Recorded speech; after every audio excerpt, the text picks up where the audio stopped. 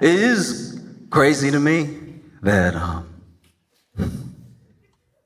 everybody, no matter who you are a different person to everybody that you know. Like, we have the idea in our heads, we understand that we're different to our parents than we are to our friends, than we are to our coworkers. But I mean, like, every single person. Just because of when we meet each other, how we meet each other, what we mean to each other and everything. I have a friend from growing up. His name is Squish. And Squish got his name because he's pretty accident prone. In fact, the way I met Squish was he was walking and this kid was in the cafeteria and he stepped on a pickle. And this kid flew. He stepped on the pickle like he stepped on a Hot Wheel. I didn't know pickles had that type of movement. The pickle didn't even disintegrate. He just stayed on it perfectly, like a roller skate, and couldn't stop himself like a Looney Tune. One leg in the air, one leg on the pickle, and couldn't seem to get off. And he was screaming the whole time. Ah! This man was Janelle Monáeing across the floor in a panic. Ah!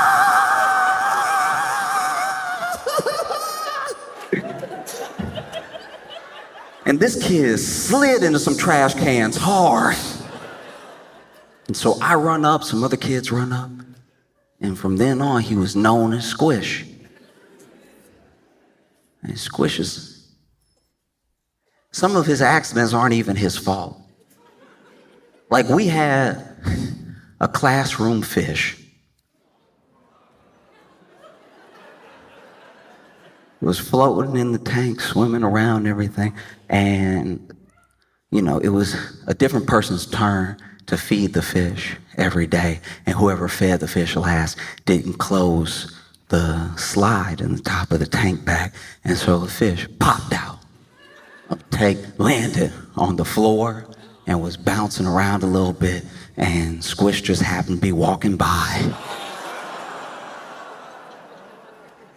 And we all screamed. We were like, no! And he was like, what?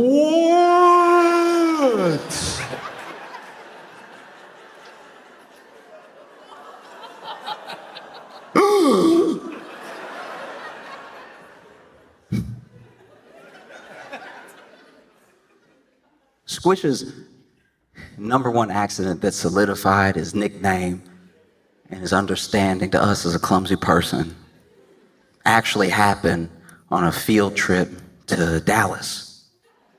Yeah, so we were all hanging out, getting some food because the field trip was like all planned out. We had a thick itinerary, and so we got to have lunch at this Italian place, and Squish got some spaghetti to go as well. And of course, throughout the course of us walking around, he trips and falls on his spaghetti. But he doesn't just trip and fall on the spaghetti. He manages. Normally when you fall on to-go plate, it stays where it is. This kid fell and somehow managed to get all of the spaghetti from his stomach to the top of his head covered in marinara sauce. It was like there was more marinara sauce on him than there was in the to-go plate. And unfortunately, it was a field trip to the book depository.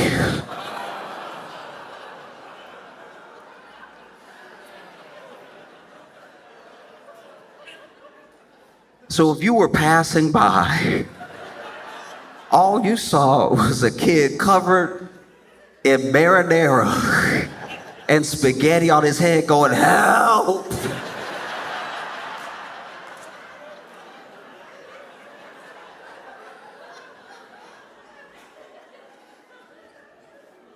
I remember when Squish got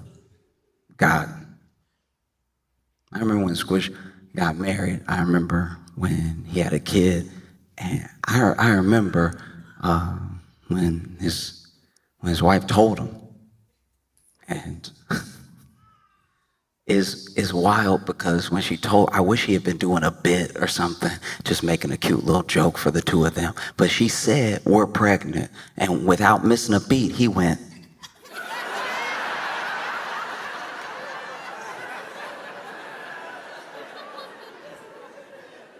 Because now Squish has a kid, and this kid calls him dad. That's wild to me. It's wild that the people that I grew up with are upgrowing people. That feels crazy. That genuinely feels unacceptable. That the people that I grew up with are making new people that don't know what they're like. Because I know these people. This kid calls Squish dad. I'm like, oh, you don't, that's not dad, that's Squish. No, you weren't around, but. No. And I think I'm thinking about it so much because I am older now than my parents were when they had me. And it sort of recontextualized every memory. Because every year that I get older and I'm just going about my life, I think about how they were the age that I am now, but with me. I'll have a bad day and think, oh, this is the worst, and not thinking about how they used to hang out with me, but not when I was like fun. They had to hang out with a version of me that couldn't read. So you're already having a bad day, and now somebody that can't read is making it worse. You picking them up from school, they sitting in the back all, and now you have to try to figure out what's wrong with somebody who can't read. Because they won't tell you, one, because they're a kid and they're being all secretive and everything, but also because they can't read, so they don't even know the words to describe what they're feeling. You gotta do charades to see what's wrong. That's tough. You know, like I think back how my mom, a lot of the moms of the kids that I went to school with, like when you're a parent, I can't imagine being a parent. I cannot imagine being a parent right now, being a kid right now. I feel like I barely did all right with what I had, you know what I mean? When I was growing up, because I have a lot of empathy for the people who are trying to like raise a good person, doing your best to just make a good person. And the way I look at it, the way I look at life lessons is a lot like lunch. Because, you know, as the parent, the person who has knowledge, the person who's trying to do what's best for your kid, you can make them the best lunch possible. And when I say the best lunch possible, I mean like actually everything that they need. There's vegetables, there's fruits, there's some protein in there. You go ahead, you got the fiber. Everybody forgets the fiber. You got to get your fiber. You don't want to be full of protein and no fiber. You just be sitting there stuck. You did everything. You got vitamins and minerals in there. You got things to keep them hydrated, give them energy, make sure the bones grow, make sure the brain's healthy. You did everything. And then you send them to school with that lunch. But then it's up to them. Once they're not around you, you don't know. You have no idea. No, maybe they're going ahead and they're taking out like the one sweet thing in that lunch, and then they just dump out the rest. I went to school with a girl just like that. She loved lunch. Lunch was her favorite because she was a wheeler dealer. She was a broker at lunch. I've never seen anybody finesse like this before. She would start lunch with one snack pack. She would end it with 16 cookies. And we would all have been had and we didn't understand how. We all just sit here, no treats, because she had mixed us up so much. She was the only person I've ever seen in my entire life during lunch going ahead and selling cookie futures.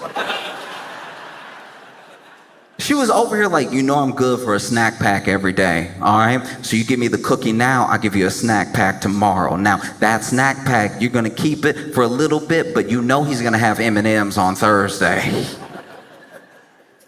And she did this every day. Every day she finessed the entire class out of everything. And her parents made her a good lunch, but we're not really trying to hit that celery right now.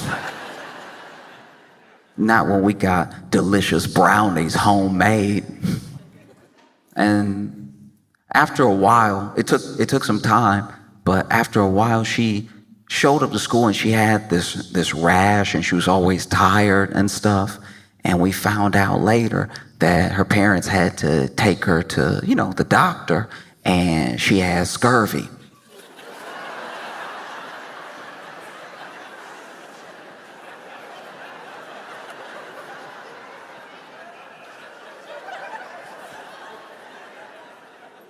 In the modern age, it is damn near impossible to get scurvy because every day, even by accident, you slipping into vitamin C. You know how many treats you gotta be eating with nothing good to hit the scurvy? This little girl had scurvy, like a Caribbean pirate.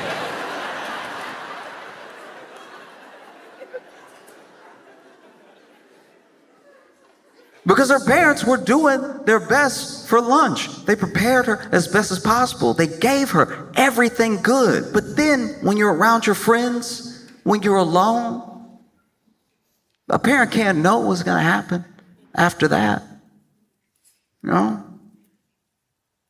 Like, there's a show on Netflix called Adolescence. And I watched it. And I think it is a very well-made show. Out of all the critiques I've heard about the show, and there are plenty, I have not heard anyone say that the acting isn't phenomenal or that the camera work isn't incredibly interesting, But it's a tough watch, and it's heavy, and it brings up a lot of things I think are important to talk about because it's sparked all these conversations online. It's the most watched English-speaking show in Netflix's history, and there are people being like, oh, finally we're discussing the way that misogyny has creeped in online into every facet of society. And then there are other people being like, no, it's a moral panic. Like, these things are bad, but we're blowing it out of proportion. And so that discussion I do feel like is important. And only one person, this was one woman I was talking to that was like, it's my favorite show of all time. And I was like, ugh.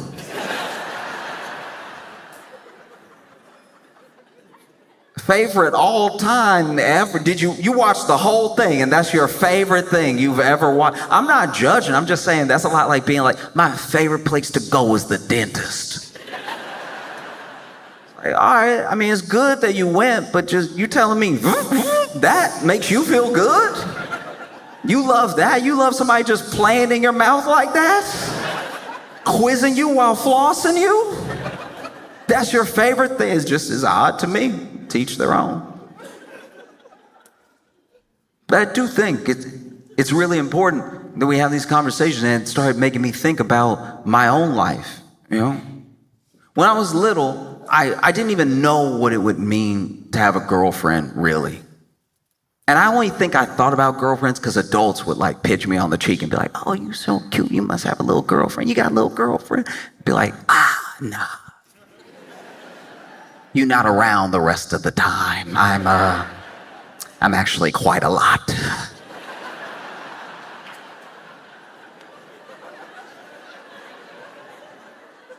But there was someone who I used to eat lunch with for a little while there. And sometimes we'd eat lunch for the whole period of lunch, and sometimes she would just come over, to make sure we chatted before lunch was over. And we would always split my cookie, right? I'd break my cookie in half and we would chat. And I knew that I got to do every day at school my two favorite things, which was talk to her and eat cookies. And so she'd come over, we'd break bread, cookie bread, we'd break bread and everything.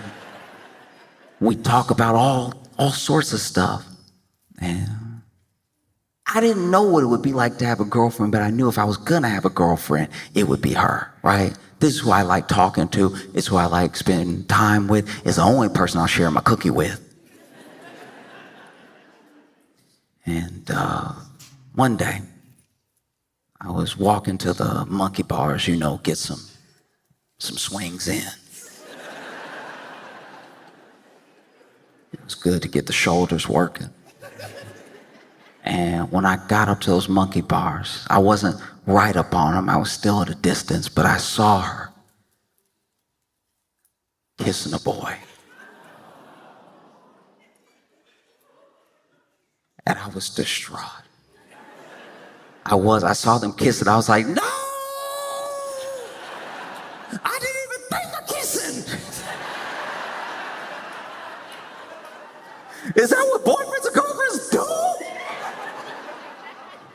Hey, we little, so they not even really kissing. They more just butting heads and everything.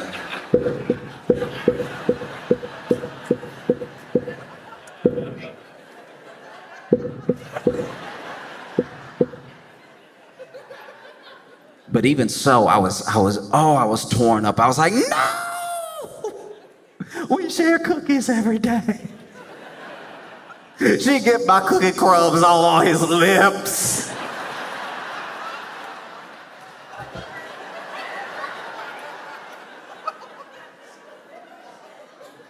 And I didn't go up to the monkey bars. I went to the little castle that we had on the playground, and man, I cried. I was torn up, and I didn't know what to do in that moment. I didn't know how to fix the way I was feeling, and it felt like I had done something wrong, even though it was just life happening. This person was still someone who I liked very much, but I was like, no, what to kiss?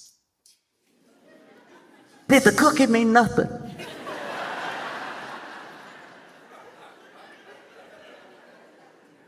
I was so torn up. When we went back to class, I couldn't even learn. Teacher sitting there with a word problem. Simple word problem, trying to get me to hit that 3 + 4, and I was like, 3 kisses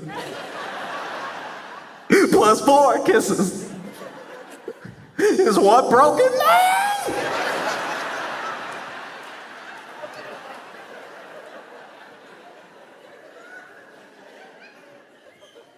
And I think it's the discussions that are arising because of the show, I think are important because whether it feels like it or not, we are all each other's responsibility. And I think that there's something happening. It's happening to young men, it's happening to boys where these things online, whether it's, whatever, red pill, manosphere, whatever you want to blame, there's a certain rhetoric that at least fills in some blanks and tells you this is the way that the world is, this is how you fit into the world. And it's an assuredness that the people around you don't seem to have. Because when that happened, when that kiss happened, when you're a kid, you see things in black and white. You haven't lived long enough to find nuance in between every experience. And so I didn't see that as like, oh, this is my friend, but she happens to like this person or also like this person or like this person more. I internalized all of it. I was like, no, she likes him because I'm ugly. That's gotta be what it is, right? Or she hates me and she likes him. Everything has to be very distinct. And that's tough. I think it's something that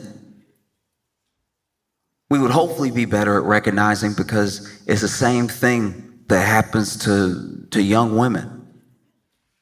Like when I was a kid, especially when I got to be a teenager and stuff, I was angry. I had all the regular problems. It wasn't like anything extra was happening. But one time an adult sat me down that I was talking to for a long time, and they said something that stuck with me ever since, because I was just telling them how I felt about everything, how I felt about myself and the world and the people around me, and it all stemmed into this one question. They were like, who taught you to hate yourself?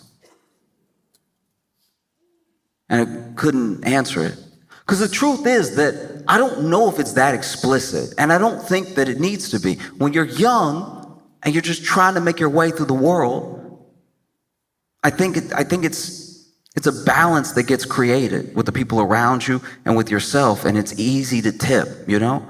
I don't know if anyone was running up to young women specifically making sure that they felt like they were ugly. They just told them that everything that wasn't them around them was beautiful. And so then you have something very similar happening to young boys right now that's coming from all these different directions. And I don't think it should ever be a contest. I know one thing impacts another thing, and there are people that when someone is hurt, they become hurt too as a result. But I think that it's not really about who has it worse when we all have it bad.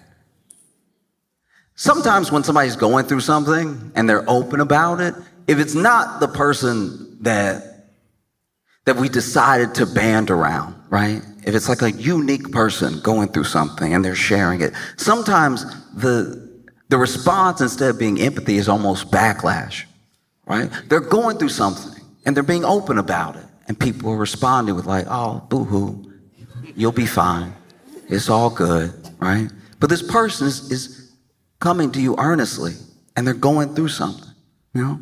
Like, we don't really, if I'm being honest, we don't really talk about the like body dysmorphia that a lot of men have. There are men packed into gyms trying to look like the action figure. Meanwhile, the action figure doesn't look like a person. Like, that's not, like, your knees aren't supposed to be as big as your head. You're just never gonna get there. That's not how people are built.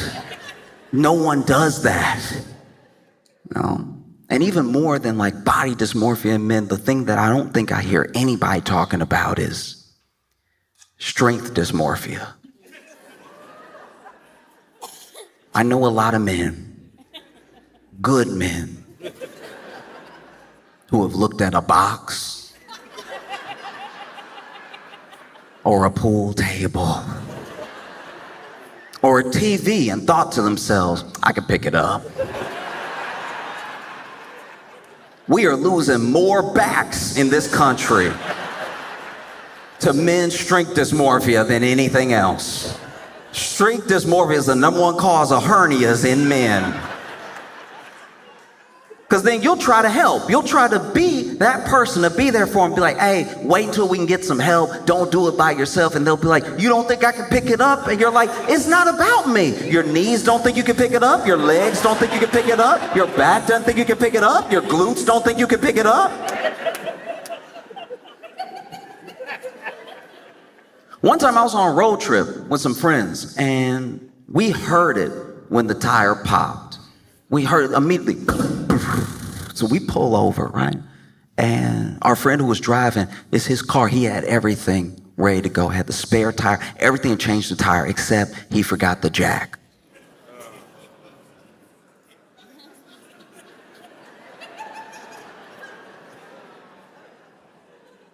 So then our friend Jack says to us with a straight face, all right, everybody just, y'all get in position and everything, get ready to change this stuff, and I'll just pick it up and y'all change it, I'll put it back down.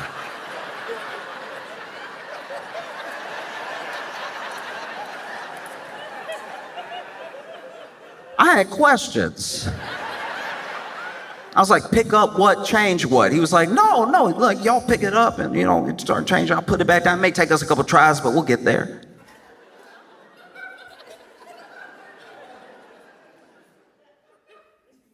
There are two types of people who can pick up a car.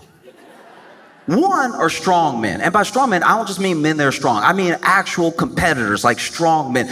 All they do is train and work out and lift heavy things. They almost look like the action figure, but they're not quite there because your knees are only going to get so big, right? But they got very big shoulders, big head, everything, big arms, and they pick up boulders and they put them on top of stuff. And then sometimes they pull trucks. They have the chain and they pull, and you can see that tire moving a little bit. You're like, he is moving it. Wow. You can watch it on ESPN2.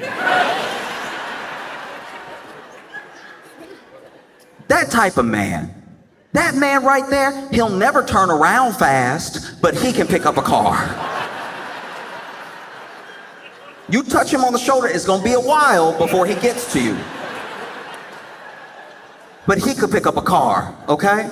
He will never kill a fly. He's not gonna be that quick with it.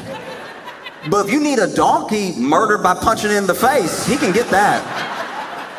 It's dead.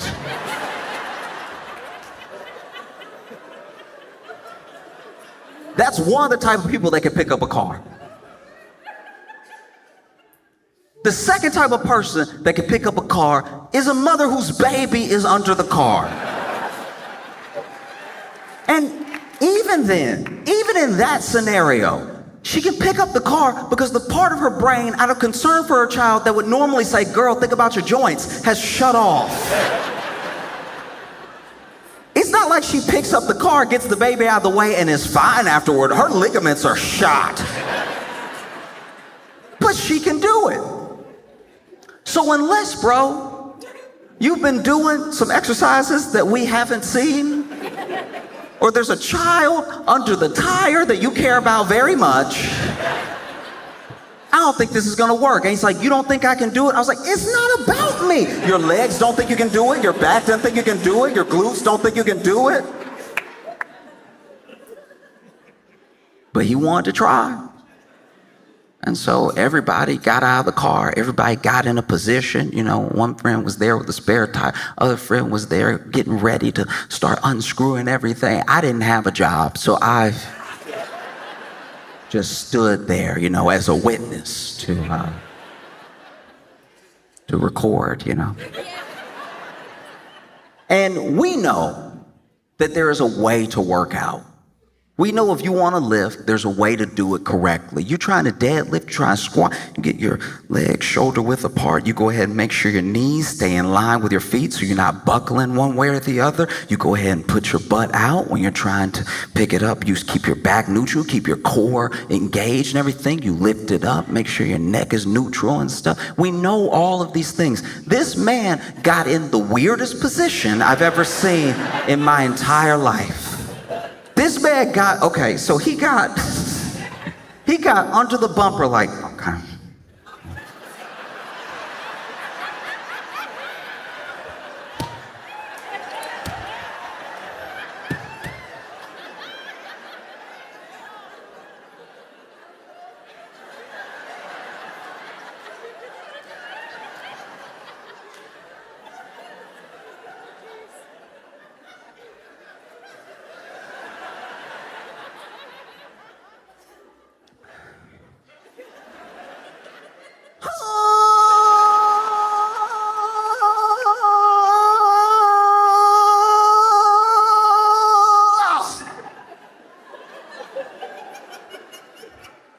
Y'all get it? We were like, no, it didn't move, because it's a car. How long did you think you were lifting it? What world are you in? And he's like, oh, you know what? That's my bad. That's my bad. No, I'm doing it wrong. I'm doing it wrong. I'm going to turn around. Turn around. You know that lift that's famous for being much easier, where they go to the Olympics and they put the bar behind them to pick it up. You know, that thing that we've all seen before.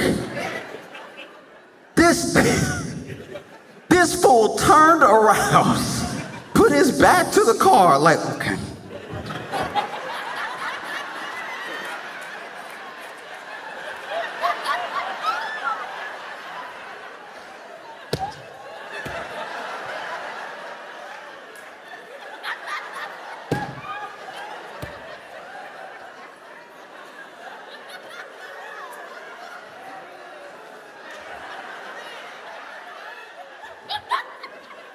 And then he had the nerve to be like, y'all ready?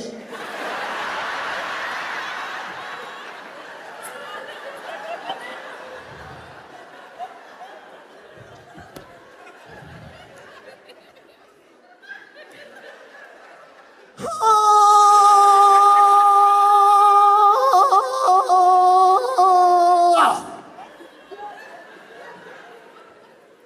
oh, must have got it that time, right?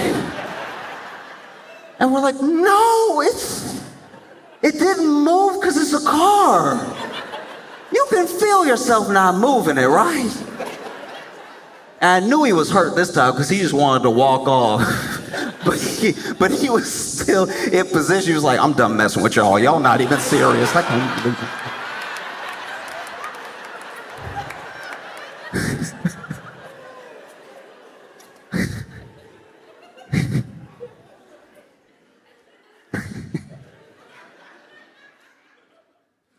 Oh.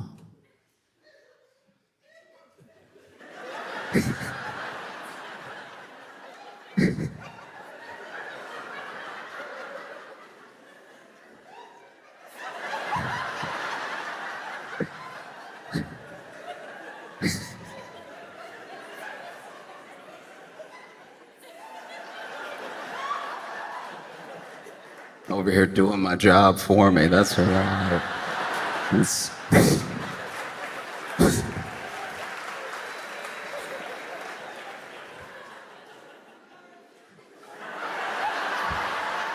Don't apologize.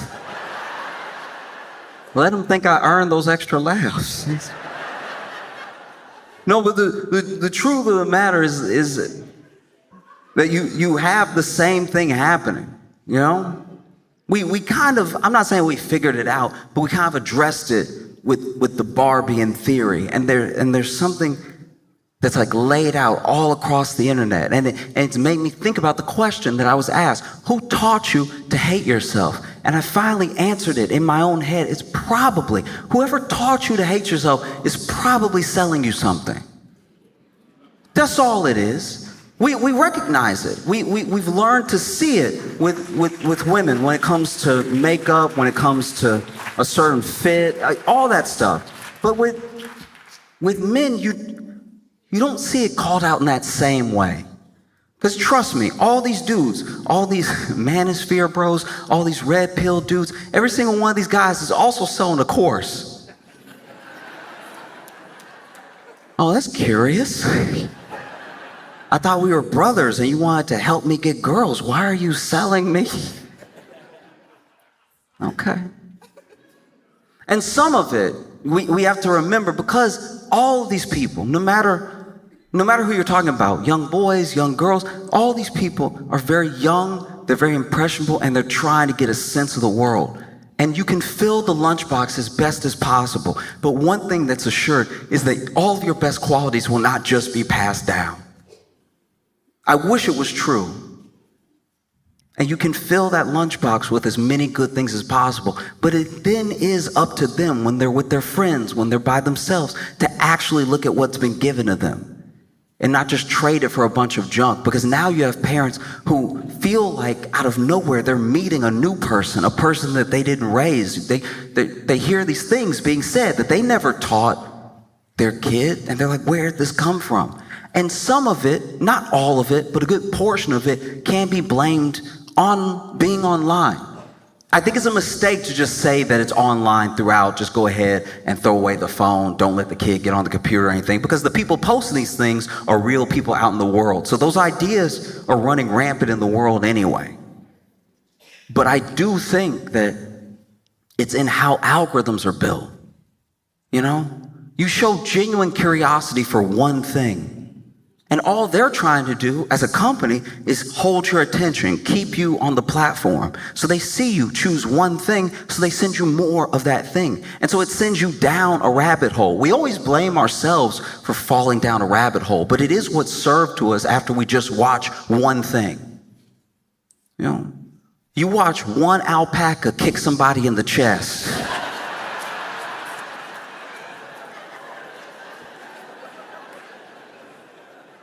And then socials are sure, they're like, this must be his favorite thing. Let's go ahead and keep running them.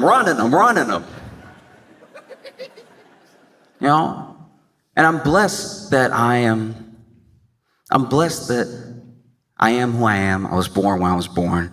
I have my own problems, my own worries and everything. The hardest life you're ever gonna have to live is your own, which is why I do my best not to judge anybody, because I think genuinely that if I had been born as them in a different time, I'd probably be just like them. You know, and so I truly, truly believe that one of the it's so funny when somebody tries to start a clap, but y'all aren't like feeling it. It's like I don't say anything for claps, but every once in a while somebody feels moved to clap, but then they realize it's not like a everybody clap. Like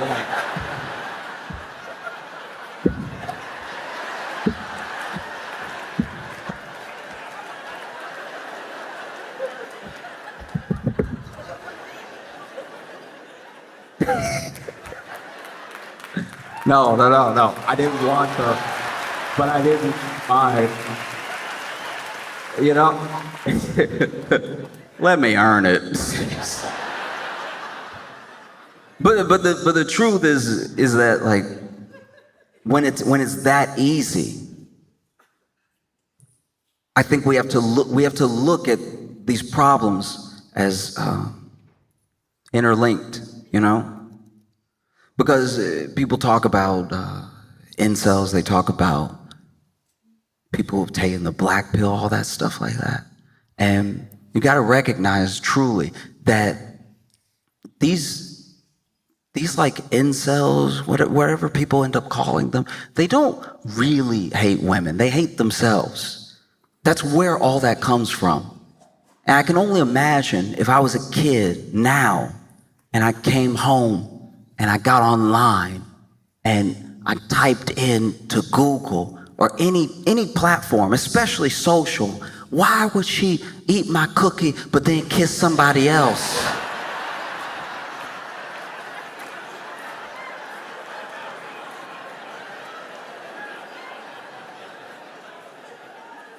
I'm in for a world of trouble. I'm immediately, with one prompt, getting into some really bad stuff. Because I bet you, because the people online are not necessarily talking to anyone. They're speaking to their own experiences and broadcasting them, projecting them on other people in every situation. And so if I type that in, I'm not getting back the answer I would get from an adult that's like, hey, look, these things happen. Maybe this person knew that you liked them. Maybe they didn't. Maybe it doesn't matter. Maybe the same thing would have happened either way. I know that's hard to hear, but there are so many people in the world. There's billions of people in the world. There are more people in the world than you can count right now because you're not great at math.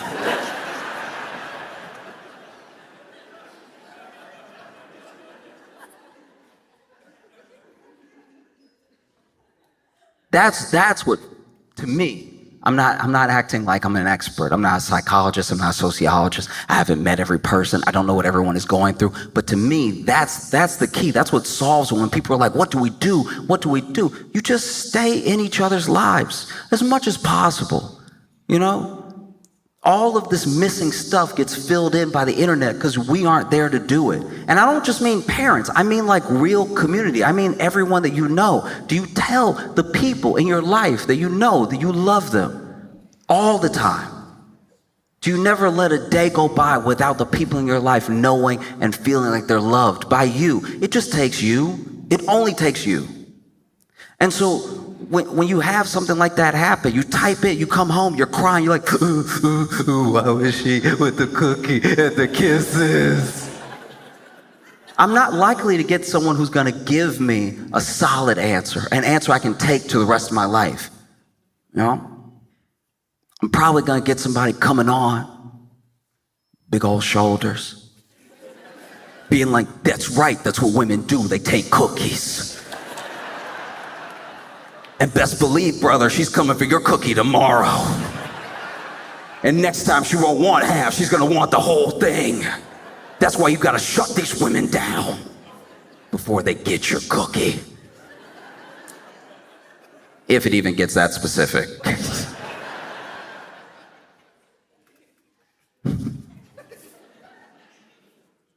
I remember I was in college. College was the first time that, like a lot of people, that I was out of the house, and I was really out there by myself. I had to make all new friends. It was good for me though. I had to just get acquainted with a new environment. And I had never been somewhere where it was all up to me. Go to bed whenever you want, do whatever you want, eat whatever you want, right? As long as you're getting good grades, nobody really cares. As long as you're not causing a bunch of havoc, no one's gonna say anything. And I made a friend when I was in college, and we had a conversation one night that was genuinely transformative, because when someone opens up, and I'm not trying to be particular here, but it's true. When someone opens up, especially a man that's never opened up before, what happens next in that moment is crucial. It's incredibly important. Mishandling that moment almost guarantees that not only will the wall go back up, it's gonna have another layer of bricks. It's gonna be even harder to break down. And we just got to talking. I don't even know who shared first, but he told me things. He told me about his anxiety, depression, his feeling, his lack of purpose, all the things that he thought that he was missing in the world, and everything that he thought he was not worth, and things he thought he would never get. And it was all just like coming out so earnestly. And so then I did the same. I told him things. I told him about my anxiety, my depression. I told him about everything that I was going through, how I felt about myself, how I felt about the world, the people around me. Like nothing would really matter if I was here or not, right? And we shared for a while. And then when it was over, we realized like we were the only people we had told these things to. Everything else, we expected to just take to the grave, and we had just told it to each other because there was someone there to listen. And I know sometimes it can happen where like a man opens up to you and you don't know what to do. And so I'll give you one tip. If you really don't know what to say, if things are coming at you and they're things you would have never imagined coming out of this man's mouth, just hit him with a word.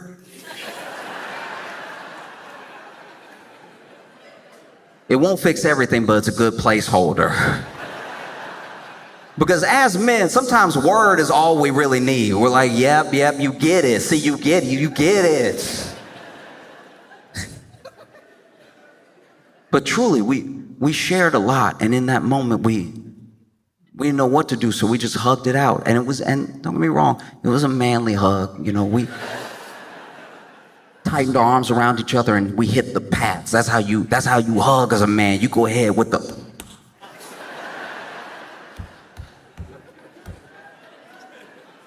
Watch the end of Top Gun Maverick. Both those men ready to cry, and they still do. I don't know what to do, so I gotta hit it. And it was a long hug because, once again, these are things we thought we would never be able to tell anybody else, and we're holding on to each other tight, and we're patting each other back hard. And I'm not proud of it. But eventually, I did burp.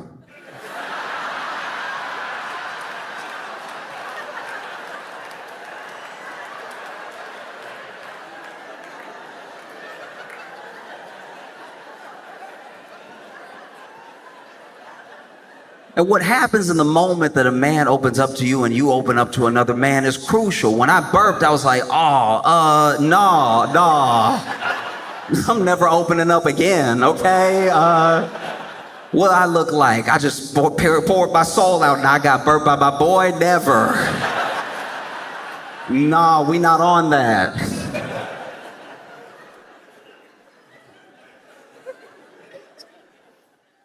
Oh. But I genuinely believe from the bottom of my heart, for every person, no matter how you feel, and some of that feeling is gonna be advertisements shooting at you. Oh, you'll just be whole when you have this, when you get this. Someone trying to sell you something, trying to make you feel less so then you can be at least level after they give you their thing. But truly, I hope everyone can really hear this and understand this. If you are in the world, you know, I remember when it was told to me for the first time, it also stuck with me. If you're part of the world, you must be worth the world. And I hope that everybody can feel that way, that you're really worth the world because you're here. You know? And I think about it because there's a whole new generation of people coming up that are dealing with something we've never had to deal with before. Like I think of Squish's kid.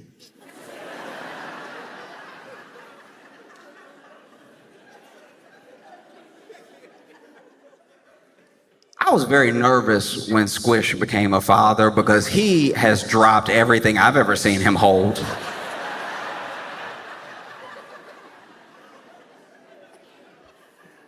He's one of the clumsiest mans. It's insane. But he is kind, and he is generous, and he has a good heart. And it'll be a better world if Squish's kid is like him. I hope that that's possible. I hope he can turn out just like his dad. It'll be a better world. It'll be a more haphazard world. Like it'll be a different type of dangerous, but I don't know if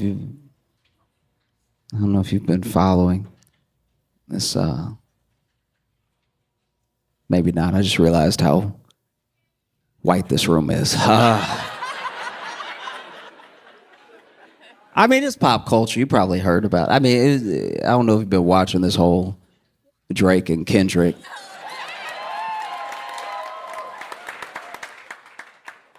My. What a time to be alive. All right, so Drake and Kendrick, they are rappers, sir. They're rappers. Okay, I want to make sure everybody, and I'm not acting like I know. You might bump Kendrick all the time. You might be a big Pimp a Butterfly fan. You know, I'm just checking. So, Drake and Kendrick's relationship actually goes back way further than people realize because Drake brought Kendrick with him on tour when Kendrick was like just starting to pop, but Drake was already a big deal, right? And it seemed like they were cool. You see these old interviews, they're in pictures together, they have such nice things to say about each other. And then along the line, something changed. Something happened. And we don't know what that thing is really, but they both started to kind of like go at each other in small ways. And some people take it all the way back to the Control verse. Kendrick did a verse in a song on, it was actually a Big Sean song. Big Sean is a rapper, sir. All of these are just names and I want to make sure that we're all up to speed. So he did a verse on a Big Sean song called Control, but it blew up so much it became Kendrick's verse. It became the Control verse, which is crazy. And in that verse, he went at everybody. He called people out by name, you know? And he said, I got love for you all, but I'm trying to murder you. I'm trying to make sure that your fans don't even love you anymore. They love me so much. I'm coming for the crown. I'm coming for everything, right? And just about everybody thought that it was actually pretty dope. It was actually like, okay, hip hop as a sport, like hip hop as, you know, a fun thing, a contest to see who's actually the best, because everybody calls themselves the best on every song. Eventually, someone has to be the best. You know, every rapper believes that they're the best, and they say so in their music. A lot like how one city will have several First Baptist churches.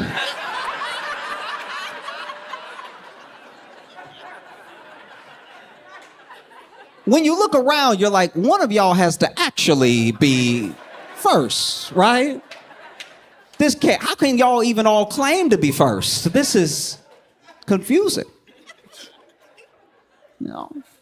And so he releases the Control verse. Now, this is something, maybe this is where it started. It's where a lot of people say it started, but maybe it was something else. But Drake seemed to take some sort of issue with the love that Kendrick was getting for that verse, with him being called out, even though he's someone that helped, you know, Kendrick out in the beginning. But even in interviews, Kendrick explained himself. He said, like, this is a contest to see who's the best. It's all love, right? But Drake Drake has, I'm trying to be fair. Drake has a lot of feelings, and you can tell because he has a lot of albums. And there are feelings on every one of those albums. And some people don't have several albums worth of feelings. Some people only have 4 or 5 albums worth of feelings, you know? And some people decide when to let it out, and he just lets it out on a pretty tight schedule, a pretty regimented schedule of release to let out all of his feelings, you know? And he said, he's like, I just didn't like it. It didn't feel sincere. I just didn't vibe with the whole thing, because then I saw him later and he was all nice to me. Yeah. He said in his interview it was all love, it's just a contest. And then from there they had like a weirdness. And then there's like little things. You can listen to certain songs where Drake seems to be like digging right at Kendrick, but in a way where you have to really look at it and wonder, right? Not saying his name. And then Kendrick even does a little bit of the same. But even after a little bit of this had kicked off, they still worked together 1 or 2 more times, right? Because Drake was on Good Kid, Mad City, Kendrick's album, and Kendrick was on Take Care. So there's still at least a professional relationship there to some degree, right? Fast forward a few years and Drake's really big. And when I say really big, he's like what Bad Bunny is now, he was back then, like top in the world, right? Everybody wanted to be Drake. Everybody wanted to sing a little bit of Drake. He was #1 on Spotify. Every time he released, it was a big deal. And so some people, admittedly, were very jealous of Drake. You know, there were people who started to go at Drake a little bit. And Drake is a good writer. He may have writers that he works with. He may have... But he's also good. It's like when he's making music, everyone in the room is good. I'm trying to give him his I'm trying to be objective, and y'all are trying to lean me into way that's... But he's good, and so, you know, Meek Mill is a rapper. Sorry, Meek Mill. Because that one wasn't a name. I just want to make sure that at no point you don't think that this is like punctuation or anything, because the names are going to get weirder as I go, right? Okay. Meek Mill came at Drake, and Drake really, truly, even if you hate Drake destroyed Meek Mill. He destroyed Meek Mill so bad that Meek Mill had to go back to jail just to level out some of that street cred. Because if you remember, Meek Mill went back to jail for a while on like this weird aspect of probation that they even tried to get changed as a law. So then Meek Mill became this like face of changing incarceration and changing the criminal justice system, everything, because he had to do something else for a little while because Drake really ate him up. All right. So more time passes, and there's still not much between Kendrick and Drake in this moment, right? And then Drake gets into it. And I want to be clear, because a lot of people sometimes feel bad for Drake in a way that I want to be clear. He does start a lot of this stuff. He does like have a little thing in a song that implies that your wife is unfaithful, and then when you come at him directly, he's like, what's with all the hate? I'm all love. It's like, no.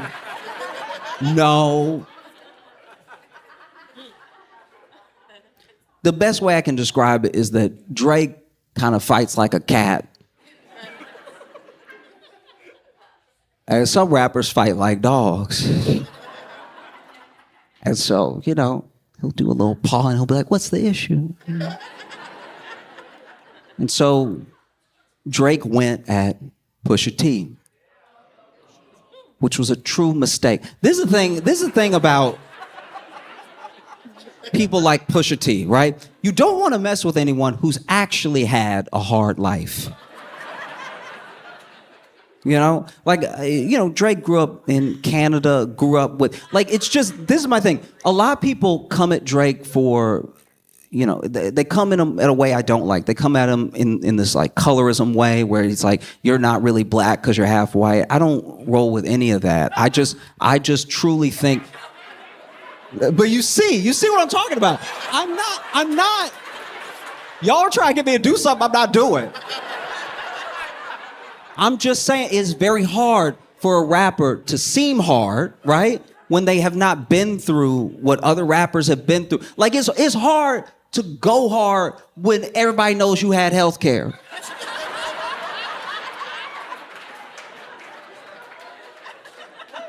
Because I'm not saying there aren't hardened criminals in Canada. I'm not saying that at all. I'm just saying that if somebody knows that anytime you were sick, you could call a doctor, it just takes a little bit of the wind out of the sails of like, I'll kill you. It's like, yeah, but if I hurt you, you go to a doctor immediately. Like, so anyway, Kendrick is still off doing his thing, releasing amazing music, but Drake gets into it with Pusha T, which was a mistake because he told Pusha T, he's like, I got more money than you, I got more women than you, I'm more famous than you'll ever be. And then Pusha T said, you have a son.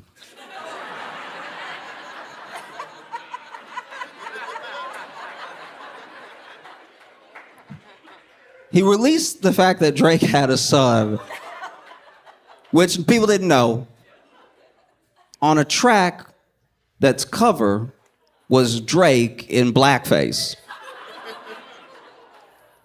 Everything about what Pusha T did to Drake is why you don't get involved with people like Pusha T. You're like, a part of me felt bad for Drake. Drake was probably like John at the mouth and everything and didn't know he'd do research. It's like, Drake is sitting there like, guys, I thought we were rhyming. I thought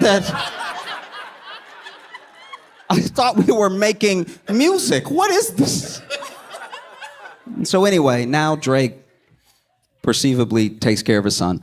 And,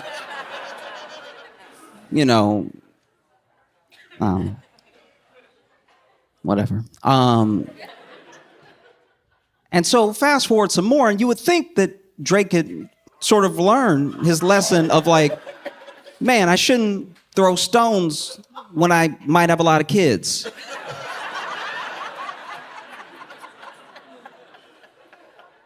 And for his part, I will say this, for his part, every time somebody comes at Drake, he does come at them pretty hard, pretty heavy. And he does release music that his fans love. And there are a lot of his fans. I'm saying that's something that I thought about going into this thing where I was like, he always does really try to like give you something. But what he gives is twofold. Drake is usually trying to give you that sort of earworm, trying to give you that thing that takes you to a place beyond the beef. So now people will still play back to back and songs that were responses to beefs he's had in the past, just as songs to enjoy, And so this year, Drake and J. Cole started, they started doing appearances together. Like J. Cole would pop up at Drake's concert. And J. Cole is also someone who I genuinely believe is one of the most talented, phenomenal, musically inclined artists that I've encountered. I really enjoy his music. I don't know him as a person, and I think he's amazing, right? So he is on a couple of Drake songs after they appeared together last year, and it made me listen to those songs. I was like, oh, J. Cole, okay, because I admittedly I hadn't listened to Drake in a long time because I only have a certain amount of feelings. I feel like I got pretty far. I feel like I listened to several albums, and then at a certain point, I was like, I feel grown. Like,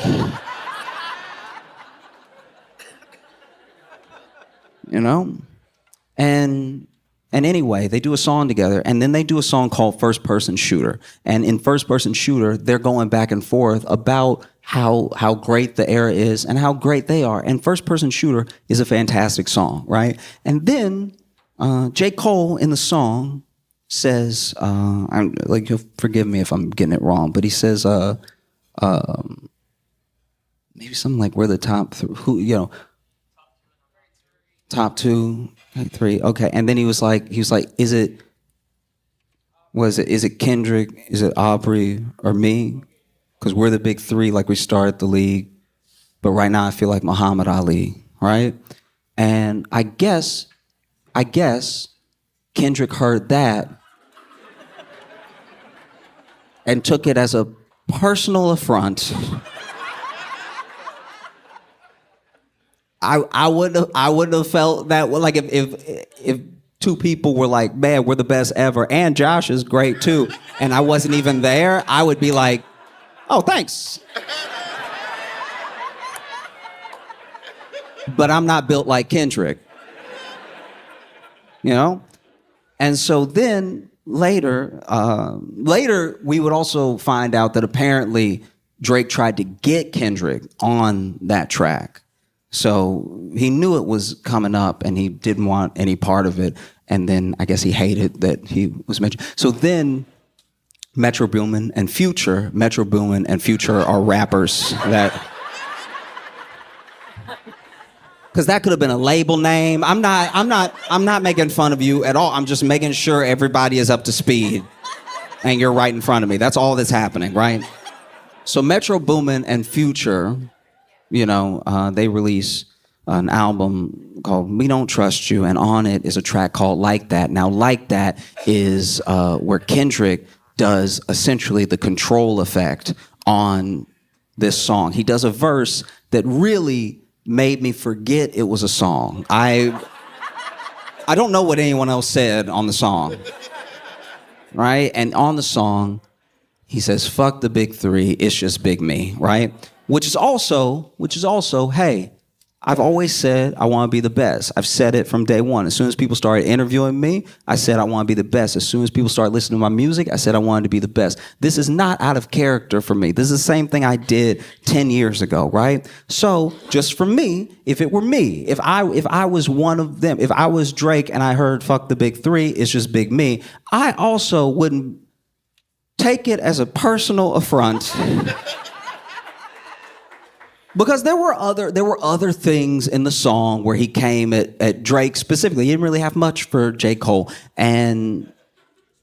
And yeah, it just sat for a while. It sat and everybody was like, ooh, what are Drake and Cole gonna do? And then Cole was actually, I think, the first one to release. He released this song that he's since taken down called 7 Minute Drill, and he went at Kendrick in the song. And then he took it down, and a lot of people clowned him for it, but it's something that even, I'm not being a revisionist here.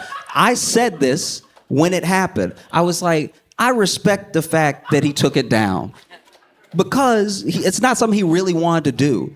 And the internet is all gas, no brakes. The internet will get you to mess up your life. Do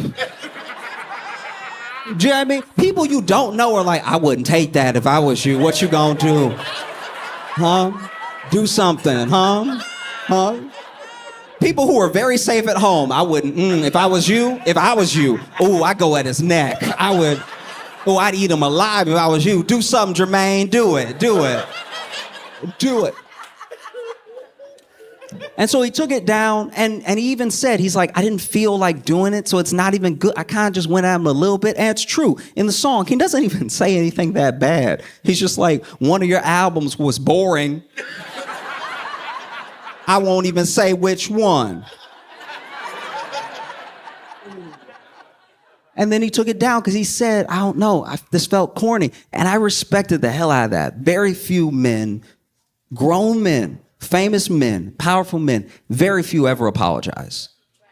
Very few ever apologize without being made to, with the threat of losing their money, losing their fame, losing something. Very few men.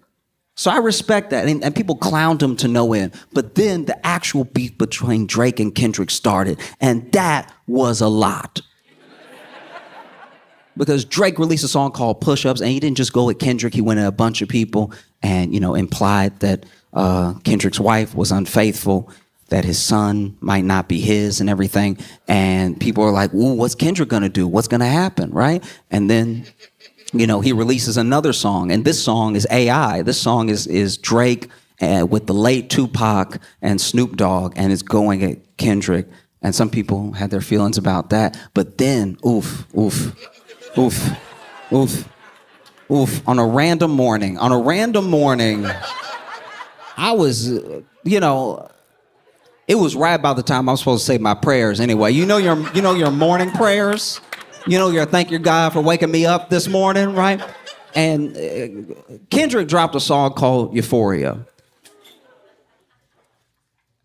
And I think when it happened, a lot of people, including me, was like, oh, this is an actual rap beef now in the way that we had in the 90s. These dudes do not like each other. And Kendrick says he hates them in the song. He says, I hate you. He said it a lot. He said, I hate you a lot.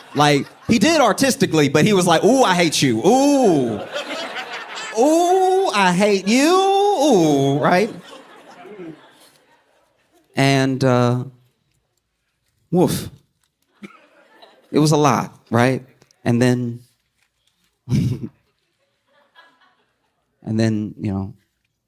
Drake released. Actually, no, Kendrick released one. He released so many, I actually lost count. So then he released a song that I didn't even get to fully digest because he released, and then Drake released his response. And this was what Drake had been waiting for. This was all these, in my opinion, all these years of I was nice to you, and then you came at everybody, including me, and all I'm doing is writing my feelings down in albums and making money. And I just want to be number one. I just want to be the best with feelings. I want to be the best. And so he just took everything that he had, and he put it in a song called Family Matters, right? And 20 minutes later,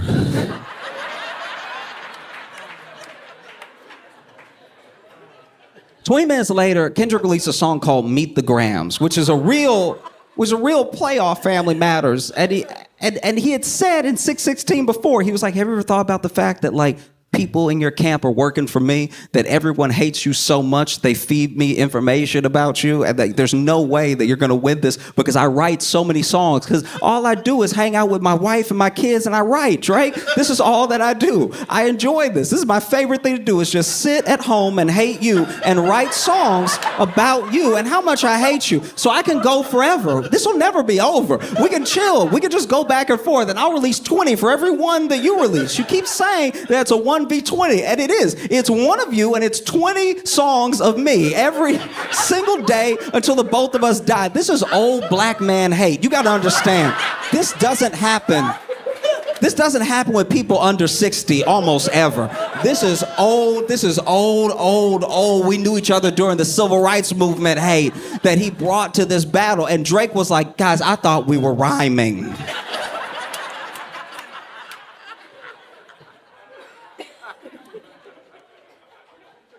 And in Meet the Grams, he laid it down. He started the song by talking to Drake's son. Being like, I'm sorry that's your father. Genuinely, I'm sorry that's your father, because I can tell he's not raising you well, because I can tell he's not living a good life and he's not a decent man, okay? And so if you don't understand this right now because you're 6, play it back when you're 18, okay? He said lots of things. He said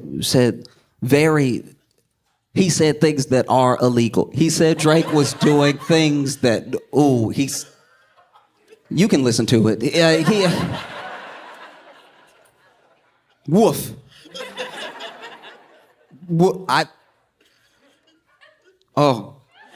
He even had this effect in the song. At the end of the song, when he's like, you lied, he called him a liar several times, and he's like, you lied. I was like, oh, that's too much. And he tells him about himself. He talks to his son, he talks to his dad, he talks to his mom, and then he talks to him directly, right? He also talks to, potentially, a daughter that Drake is not taking care of. Which I was listening to, I was like, not again. I feel like once they find the first kid, you gotta just get all the kids. You gotta just have a whole Graham family, just so you know where everybody is. And people go back and forth. Does he have a daughter? Does he not have a daughter? Some people think they've even found the daughter, everything like that. And I don't know. It's really bad. It's so bad. And honestly, I never wanted it to get to a bad place. This is something I'll talk about this more in the future and everything. But I have a deep love, but a strange relationship with hip hop, because if everything is in music, it's all good. It's when things leave music that things get bad. You know? And so as much as I joke about Drake and I like Kendrick and I've liked some of Drake's songs, I don't actually want them to do anything to each other. You know what I mean? Now, if what Kendrick is saying about Drake is true, we should lock Drake up. We should lock Drake up. And if what Drake is saying about Kendrick is true, we should lock Kendrick up, all right? Because, you know, it's a rap battle, two dudes that hate each other. Maybe they're lying, who knows? But I'm just saying, this thing, I didn't want to see anything bad happen to either one of them. But when Meet the Grams got released, I don't know what Drake thinks, and I don't know what his life is like, especially right now. But I think back to those battles and those beefs in the 90s, and I wonder if Drake wasn't like, I'd like to be shot, please. Like if you could just plug me one time and then we can smooth the thing over. Because then, as if Meet the Grams wasn't enough, Kendrick released a song called Not Like Us, which is the catchiest way to call somebody a I've ever heard in my life. You'd be dancing to it forgetting what the song is about. Like, you know. And then Drake released The Heart Part 6.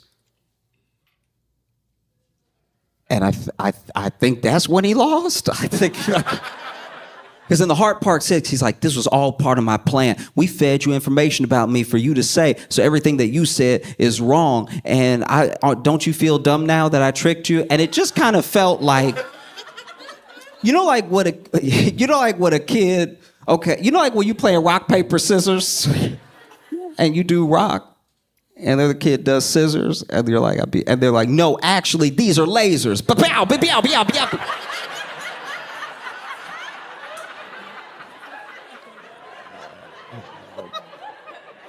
Because I was like, Drake, if it was part of your plan to feed Kendrick information about you for him to rap about very well, by the way, like even if those are lies, they do sound good and they sound very true. Even if you fed him all this information about you to rap about to then look dumb when it was wrong, why'd you send him that stuff? That's the worst stuff you could send somebody. Hey, tell him this thing about me that's not true but was true once, and tell him I'm a thing that no one wants to be. So now that it's over, because I do hope it's over, I feel like Drake should just